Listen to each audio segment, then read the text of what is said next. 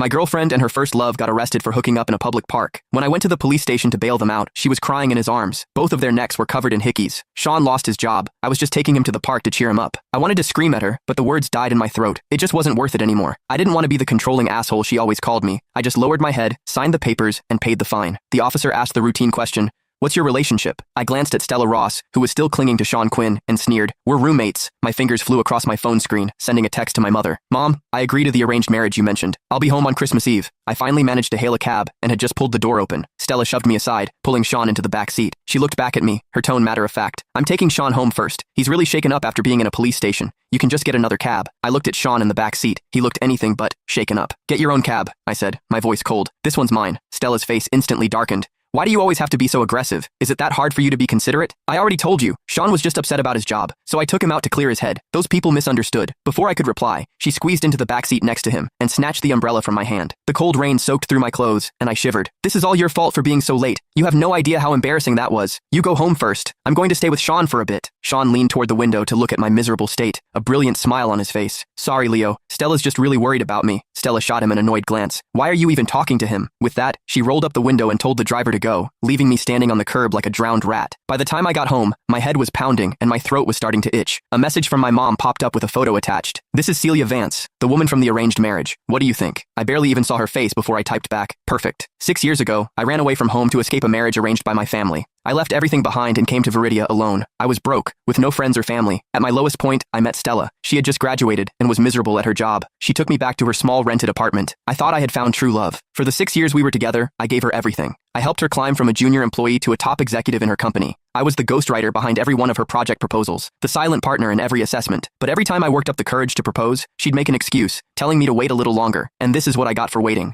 Her, cheating on me with Sean. Now, I was done waiting. From under the coffee table, I pulled out a crumpled booklet. It was a collection of flight stubs from Viridia to the UK. The last one was dated 3 days before Sean returned to the country. Sean had been studying in the UK all these years. All those missed anniversaries and Valentine's days, she had used business trips as an excuse to be with Sean. And I was the fool who believed her, thinking she was genuinely too busy. It was after midnight when Stella came home. I woke up the moment her cold body pressed against mine. The acrid smell of sex mixed with men's cologne clung to her, making my stomach turn. I grabbed her wandering hand. "I have a fever," I said coldly. Her hand froze for a second before she pulled it back, her voice laced with impatience. "What a buzzkill." She didn't say anything else, just rolled over with her back to me, pulling the blanket with her. A cold draft washed over me, making my feverish body feel even colder. In the darkness, the faint glow of her phone screen flickered, punctuated by a few stifled giggles. I closed my eyes and pretended to be asleep. When I woke up, Stella was actually making breakfast. In all our years together, even when my stomach ulcer acted up and I begged her for a bowl of porridge, she'd complain that anything delivery could solve wasn't her job. She wasn't my maid, she'd say. I emotionlessly